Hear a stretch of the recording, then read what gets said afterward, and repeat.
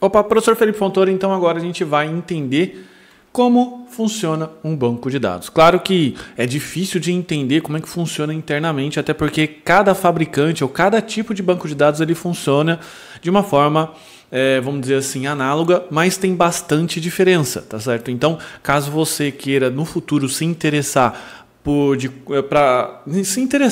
para saber como funciona internamente um banco de dados, você vai precisar entender e se especializar em um determinado tipo, ou melhor, vamos chamar assim, determinado fabricante. Mas antes da gente começar a entrar em assuntos avançados, vamos entender aqui o feijão com arroz, o básico. Então vamos lá. Um banco de dados. Como você viu, um banco de dados é formado por tabelas, que analogamente seria lá as nossas planilhas. Então a gente tem a planilha de clientes, planilha de fornecedores, planilha de contatos e assim sucessivamente. Então imagine as planilhas como se fossem as tabelas, tá certo? Sendo que essas tabelas possuem campos, que seriam as colunas lá na nossa planilha, e os registros são as linhas, ok? Cada tabela e, obviamente, o seu conjunto, ela está contida dentro de um banco de dados. Esse banco de dados, você escolhe o nome do banco de dados que você quiser. Então, você pode batizar. Por exemplo, o nosso banco de dados vai se chamar empresarial, que é um banco de dados que tem um conjunto de tabelas que tem correlação com, obviamente, empresas. Legal? Dentro de um banco de dados, ou melhor, dentro de um sistema de bancos de dados, vamos assim chamar, nós podemos ter, obviamente, mais de um banco de dados. E esses bancos de dados eu vou colocando tabelas, campos e essa lógica vai seguindo dessa forma, tá certo? Também, para poder fazer a gestão desses bancos de dados, obviamente temos um sistema. E isso aqui é chamado de Sistema Gerenciador de Banco de Dados, ou SGBD. Esse sistema de gerenciamento de banco de dados, basicamente ele controla, tá certo, o acesso a essas tabelas e faz uma série de otimizações, legal? O banco de dados ele é representado por esse símbolo de copinho, né, que seria aí um conteúdo, um cilindro que seria o conteúdo de dados, que lembra algum copinho, na verdade. Bem verdade que lembra um copinho cheio de alguma coisa, tá certo? Esse copinho, então, aí, o SGBD, que é o Sistema de Gerenciamento de Banco de Dados, ele pode ser controlado através de um programa de administração ou programas clientes. Ou seja, o sistema de gerenciamento de banco de dados ele não possui uma tela, como o Word possui, por exemplo, como o Excel, como o browser que a gente estava utilizando. Ele é um sistema que fica rodando dentro do sistema operacional. Ele fica basicamente invisível aos olhos do usuário, a nós, na verdade, usuários. Então, se você quiser fazer uma administração desse banco de dados, você então vai precisar de um programa de administração. E caso você queira utilizar esse banco de dados, você vai precisar criar um programa cliente, que no nosso caso temos N situações aqui de programa clientes, como por exemplo os programas de aplicativo ou os programas, enfim, até do próprio back-end que acessa, tá certo? Então temos aí os programas clientes ou desktop, enfim. O que eu quero dizer é que o programa cliente, normalmente o programador desenvolve para fazer uso e frutos aí desses dados que estão lá. E o programa de administração é um software à parte que é instalado, obviamente ele vem junto com a instalação, grande parte, né, desses bancos de dados vem com o sistema de administração já instalado, mas são softwares diferentes, tá certo? Ambos se conectam através de conexão via rede. Então, o sistema gerenciador de banco de dados ele abre uma porta de conexão e ele fica lá esperando com um usuário e com uma senha.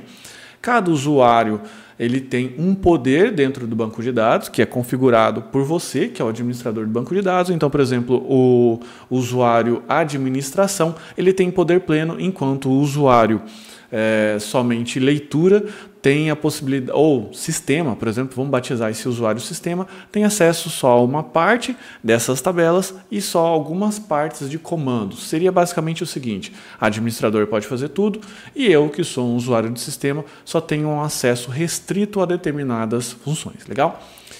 Ambos os programas, vamos assim dizer, tanto o programa de administração quanto o programa cliente, executam tarefas e atividades através de uma linguagem, tá certo? Essa linguagem ela é chamada de SQL. SQL, a sigla dela significa Structured Query Language, ou em português, linguagem de consulta estruturada, mas eu prefiro chamar, na verdade, de comandos que o banco de dados entende, na verdade.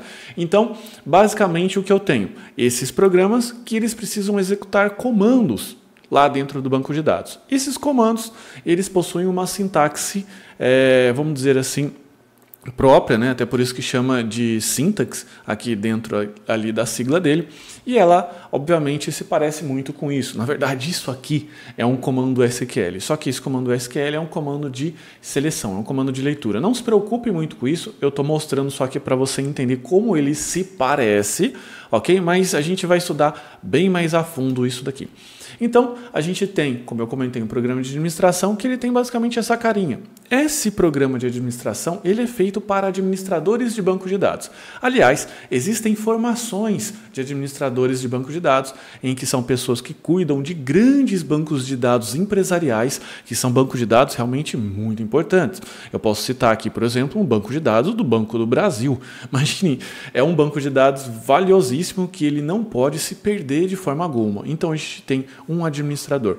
Aqueles terminais, aquele caixa, aquele terminal eletrônico, atendimento eletrônico, eles fazem parte daquele grupo de programas clientes, tá certo? Que, aliás, ele pode se parecer como esse daqui. Eu peguei essa imagem da internet de um software chamado Dominus Gestor.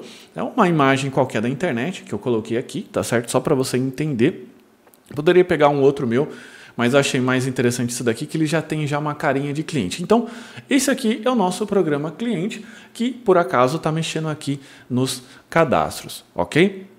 Bom, essa é uma estrutura geral de um sistema de gerenciamento de banco de dados. E agora, talvez você esteja se perguntando, legal, mas quais são os fabricantes, quais são os tipos? O que, na verdade, eu vou instalar no meu computador? Vamos lá. Um banco de dados, normalmente, ele é criado por uma empresa, que eu chamo de fabricante desse tipo de software. Existe N tipos de fabricantes, N tipo de banco de dados. Na verdade, existem banco de dados relacional, que é o tipo de banco de dados que a gente vai aprender aqui, e bancos de dados especializados, como, por exemplo, um banco de dados que eu tive acesso quando eu trabalhava numa empresa, que ele era utilizado por equipes de Fórmula 1, por ter uma característica de escrita desses dados ou escrita da informação extremamente rápido, fazendo com que ele fosse viável para uso de telemetria dos carros. Então o carro ficava lá na pista, o carro enviava uma série de informações, uma série de dados, e esse banco de dados iria gravando esses dados com uma, vamos dizer assim, velocidade impressionante. Existem outros bancos de dados também que são específicos para a leitura. São os bancos de dados, normalmente, que até o próprio Facebook usa, chamado Cassandra. Eles têm uma possibilidade de você conseguir colocar uma quantidade brutal de dados e ler com uma velocidade absurda, tá certo?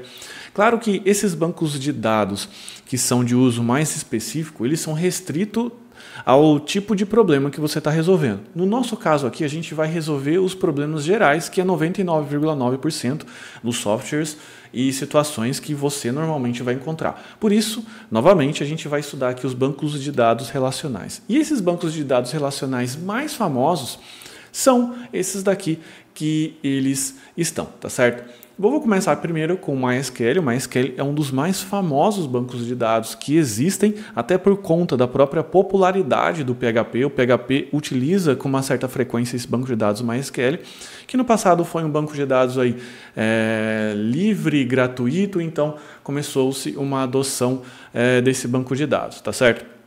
Logo na sequência, nós temos o Postgres, que é um banco de dados com mais de 30 anos de história, tá certo? Ele é um banco de dados open source, isso significa que ele é um banco de dados gratuito, altamente confiável. Afinal, ele já está há 30 anos de estrada. Temos também aqui na lista, no terceiro ponto, o SQLite, que na verdade algumas pessoas chamam até que denominam que ele não é um banco de dados, tá? Mas na verdade ele é assim, ele aceita comandos SQL e tudo mais. Mas por que eu coloquei o SQLite aqui? Porque ele entra numa categoria que normalmente você vai usar em situações em que você não quer instalar e usar uma grande infraestrutura. Por quê? Porque ele é um banco de dados que vai interno. O sistema gerenciador de banco de dados, ele normalmente não tem, eu estou falando do SQLite, tá? específico do SQLite, ele não vai ter toda aquela camada de rede, aquela camada complexa, então ele se faz como uma solução ideal para que você possa incorporar em aplicativos mobile. Sendo assim, ele é um banco de dados muito leve, mas é claro, tem as suas limitações. Logo depois, seguindo, a gente tem o Microsoft SQL Server e o Oracle, são bancos de dados a nível empresarial. O que isso significa?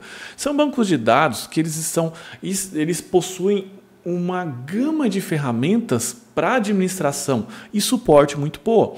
Por exemplo, o Oracle tem uma ferramenta, por exemplo, que os outros ali dificilmente vão ter, que é chamado de Hot Backup. Imagine que você tem uma empresa que ela opera a nível mundial, ou seja, você tem uma empresa aqui no Brasil e a filial lá no Japão, então, em tese, essa empresa opera 24 horas por dia. Então, dependendo da situação, se você for fazer, por exemplo, um backup, eu estou falando isso de nível avançado, mas é só para você entender, de uma base Postgres, por exemplo, normalmente você teria que parar esse banco de dados, executar as cópias e os backups e depois colocar esse banco de dados no ar de novo, fazendo com que os programas cliente, né, que a gente acabou de falar, ficassem impossibilitados de fazer uma conexão. Sendo assim, o Oracle, que tem uma solução chamada Hot Backup, o que ele faz? Ele tem a possibilidade de parar um banco de dados, armazenar numa área temporária.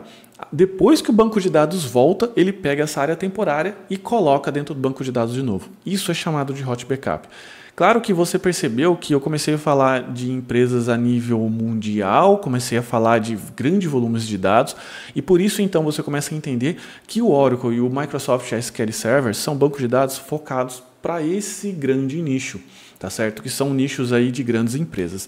Mas o que eu tenho para dizer para você, e é até uma boa notícia, que independente do fabricante, todos seguem basicamente a sintaxe SQL. Ou seja, uma vez que você aprender aqui esse SQL, esse tal SQL aqui que tanto as pessoas falam, aliás, você vai começar a dominar 99% do que você precisa fazer dentro do banco de dados, principalmente no contexto de programação, no contexto de desenvolvimento. Vão existir, claro, comandos específicos para cada fabricante daquele, mas que faz muito mais sentido no ambiente de administração, que não é dentro do nosso contexto, ou seja, rotinas de backup, rotinas de administração de usuários, enfim, policies de execução. Então são coisas bastante específicas que, claro, a gente vai ter uma boa noção aqui nesse todo esse conteúdo, mas não é foco, então por isso você pode ficar tranquilo e não entre em pânico, tá certo? Porque na verdade aqui o intuito é estar te passando uma noção geral para que você possa enxergar esse jogo numa visão de tabuleiro, né? Faz com que você tenha a possibilidade de entendimento maior ainda, legal? Então essa aula era isso que eu tinha para comentar contigo, porque é interessante, logo que eu já falei, ter essa visão geral. Então, com essa visão geral, a gente vai começar a entrar em algumas nuances específicas, como criação de tabela, criação de bancos de dados e principalmente a instalação. Legal? Então, vou ficando por aqui. Espero que você tenha gostado dessa visão geral e até a próxima aula. Tchau, tchau.